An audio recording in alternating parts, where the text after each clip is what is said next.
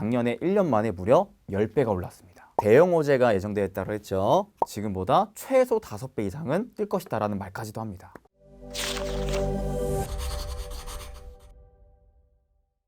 저번 영상 조회수 보셨나요? 너무 봤죠. 매일마다 봤어요. 올라간 날 계속 새로 거침하면서 봤어요. 조회수가 올해 처음으로 10만 뷰를 넘었습니다. 여러분들 너무 감사드리고 이게 다 모두 우리 PD님 덕분입니다. 너무 편집을 잘해주셔가지고. 이 말 듣고 싶어서 물어봤나요? 아닙니다.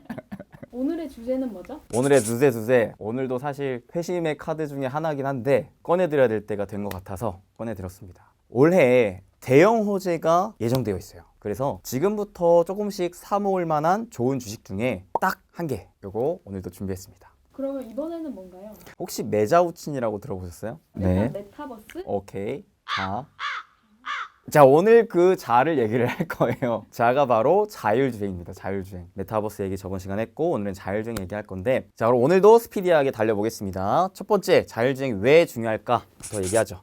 Why입니다. 크게 세 가지 이유가 있어요. 사실 자율주행이 앞으로 여러분들이 촉망하고 성장 전망이 있다는 거는 다 알지만 왜 굳이 올해부터야? 왜 굳이 지금부터야? 라고 물어보실 분들이 있을 것 같아서 몇 개만 좀 설명할게요. 첫 번째, 여러분들 놀라지 마세요. 자율주행 시장 전망이 얼마나 커질 것이느냐? 무려 1,300조 규모로 올라갑니다. 그래서 2035년 1,300조 규모로 클 게 이제 자율주행 시장이고요. 그러면 연평균 기준으로 봤을 때 한 40% 매년 성장한다고 보시면 됩니다. 저번 시간에 제가 연평균 20-30% 정도씩만 성장을 해도 굉장히 유망한 산업이라고 그랬는데 40%니까요. 굉장히 유망한 산업 중에 또 하나다라고 보시면 되겠죠. 자, 두 번째는요. 올해부터 레벨 3 자율주행이 본격적으로 상용화가 돼요. 그럼 여기서 질문이 나와야 되겠는데 우리 PD님 질문 없나요? 레벨 몇 가지 있나요? 자, 그 레벨에 대해서 제가 쉽게 좀 설명을 할게요. 자율주행은 레벨 0부터 5까지 있어요. 근데 현재로서는 아직까지도 차선과 속도 조절까지는 되지만 아직 레벨 3는 상용화가 잘 되지는 않고 있어요. 그래서 올해부터가 주요 완성차 업체들의 레벨 3가 본격화가 되고 있는 상황이다. 이걸 우리가 반자율주행이라고 하기 때문에 서서히 이제 자율주행이 본격적으로 좀 시작되는구나 라는 것들을 좀 인지를 하시면 될 것 같습니다. 세 번째, 요게 이제 중요해요. 대형 호재가 예정되어 있다고 했죠.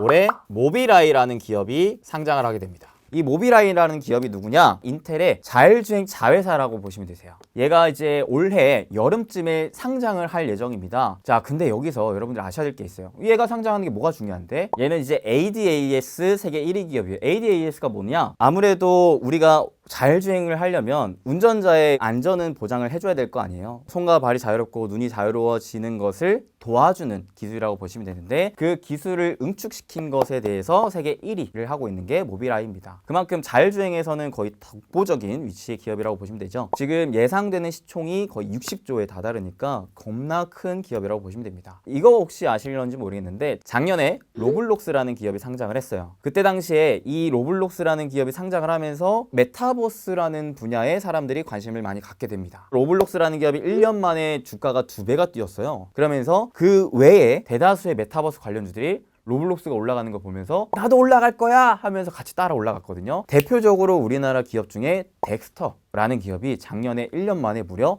10배가 올랐습니다. 어마무시하죠. 5,000원이었던 애가 53,000원이 됐으니까. 그러니까 이럴 정도로 전 세계에 있어서 그 산업에 핵심적인 기업이 상장을 하게 되면 투자자들은 그 분야에 관심을 갖게 됩니다. 자율주행의 핵심적인 기업을 상장을 하기 때문에 올해는 아무래도 자율주행 관련된 기업들의 투심이 좀 쏠리지 않을까라고 좀 말씀드릴 수가 있다는 것이죠. 수빈센 차는 자율주행이 되나요? 제 차는 안타깝게도 안 돼요. 그래서 제가 열심히 밟고 있습니다. 자, 그래서 두 번째, 이제 어떻게 우리가 투자를 해야 될지를 좀 알아봐야겠죠. How입니다. 자율주행의 투자 포인트를 알려면 요 구조 자체를 이해를 해줘야 돼요. 운전을 하려면 일단은 봐야 되고 내가 그 상황을 인지하고 판단을 내려서 핸들을 꺾던가 브레이크를 밟던가 해야 됩니다. 눈으로 인지를 하고요. 그 다음에 뇌로 판단을 하고요. 그 다음 마지막 손과 발을 움직이는 행동을 해야 된다는 거예요. 이런 것들을 모두 자율적으로 할 수가 있어야 바로 자율주행 차라고 볼 수가 있겠죠. 자, 그럼 여기에서 가장 첫 번째가 뭐가 돼야 되는 거예요? 인지를 해야 돼요. 인지를 하지 못하면 판단, 행동을 할 수가 없어요. 운전자는 눈으로 보면 되는데 그럼 눈의 자유를 얻으려면 자동차 입장에서 뭘로 인지를 해야 될까요? 크게 세 가지가 있는데요. 우리 PD님 뭘 것 같아요? 하나만 맞춰보세요. 카메라. 카메라요. 맞습니다. 자, 기본적으로 봐야 되기 때문에 카메라가 보편화되어 있어요. 자, 그 다음에 카메라 말고 조금 어려운 개념이긴 한데 레이더라는 게 있고요. 그 다음에 라이다라는 게 있습니다.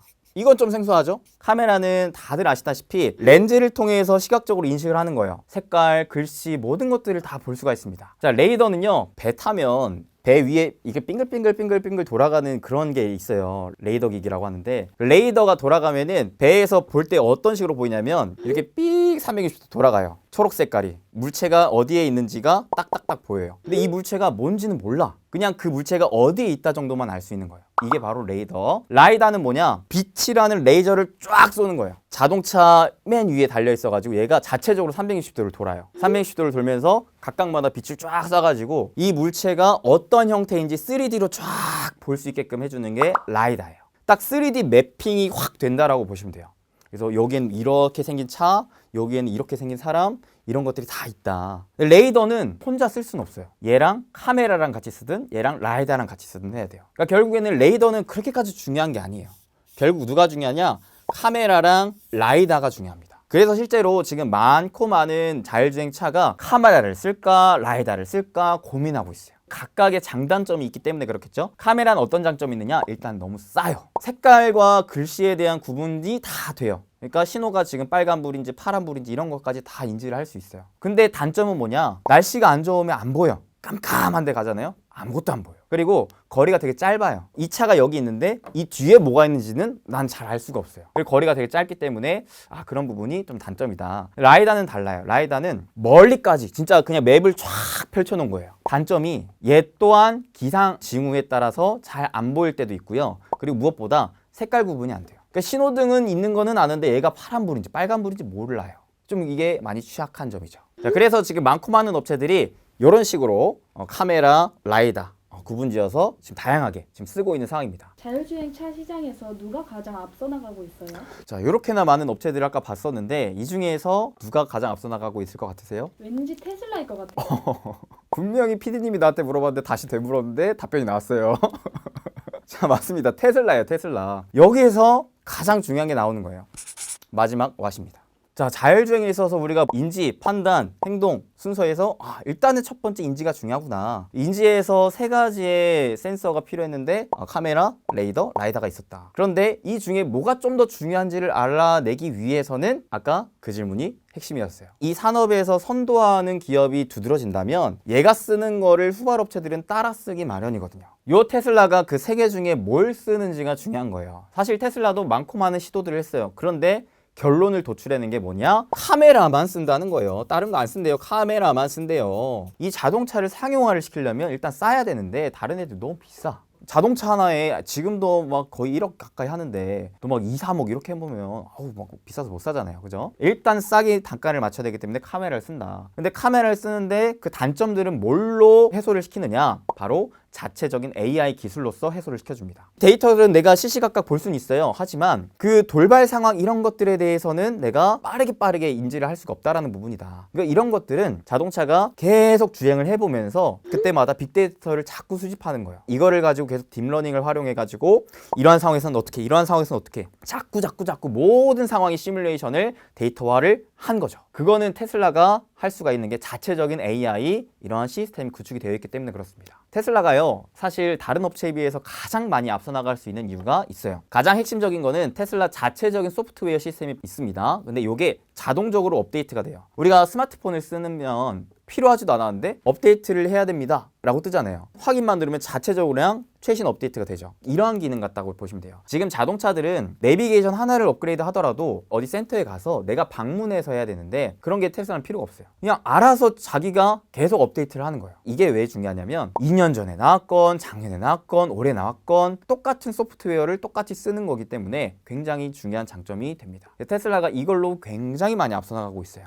자, 그래서 테슬라의 일론 머스크가 어떠한 말도 했냐면요, 이 테슬라의 자율주행 기술이 계속해서 고도화가 될수록 테슬라의 가치는 지금보다 최소 5배 이상은 뛸 것이다 라는 말까지도 합니다. 그만큼 지금 자율주행 시장이 굉장히 유망하고 거기에서 테슬라가 많이 앞서 나가고 있다는 의미로 해석하시면 될 것 같아요. 자, 그러면 자율주행하면 일단은 카메라가 좀 중요하구나 라는 걸 알았습니다. 그러면 여기서 뭘 봐야 될까요? 테슬라의 카메라를 누가 납품하느냐, 걔가 또 돈을 벌 테니까요. 자, 현재로서 테슬라의 자율주행 차에는 카메라 모듈이 무려 8개나 들어갑니다. 그러면 여기에서 누가 가장 많이 납품할까요? 우리나라의 LG 이노텍이라는 기업이 납품을 합니다. 얘가 거의 60에서 70%를 납품을 해요. 두 번째, 삼성전기라는 기업이 납품합니다. 얘가 한 30에서 40% 정도 됩니다. 그러니까 얘네 둘이 다 논아먹고 있어요. 실제로 카메라 모듈 관련 업체는 대표적으로 우리나라랑 중국 업체들이 대부분이에요. 최근에 미국이랑 중국이 툭툭툭 하고 있잖아요. 그러다 보니까 미국 또는 북미 기업들이 중국 쪽의 기업들이랑 잘 손을 안 잡으려고 그래요. 그러다 보니까 카메라를 사긴 사야 되는데 중국 쪽은 싫어 하니까 우리나라 쪽으로 오는 거죠. 그래서 우리나라 기업이 지금 다 차지하고 있다는 거.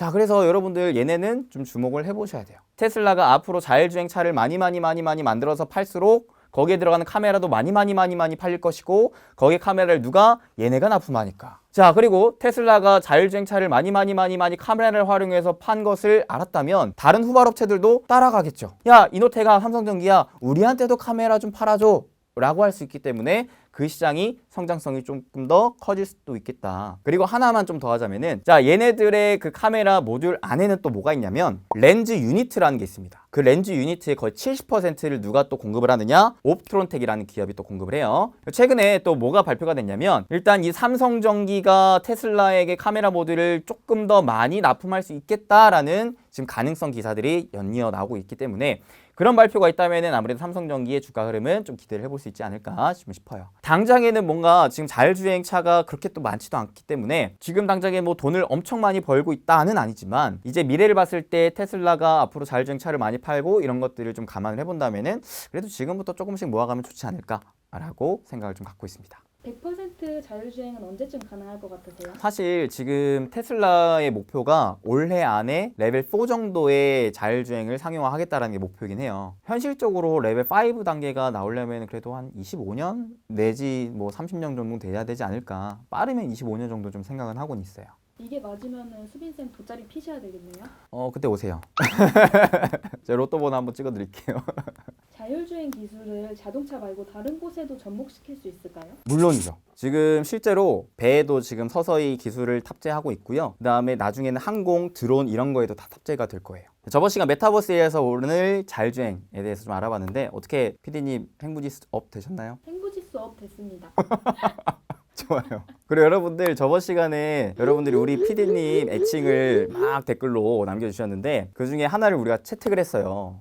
좀 귀여웠던 게 큐피티 화살 느낌의 큐피디였기 때문에 그 큐피디로 정하기로 했습니다. 그래서 앞으로는 제가 큐피디님이라고 부를 거예요. 캐릭터도 나오지 않을까 생각을 합니다. 많이 또 기대해 주시고요. 오늘도 도움이 되셨으면은, 이거 돈 드는 거 아니니까 좋아요 한 번씩만 눌러주세요. 댓글 달아주시면 멋쟁이. 다음에 또 좋은 정보로 찾아뵙겠습니다. 감사합니다. 뿅.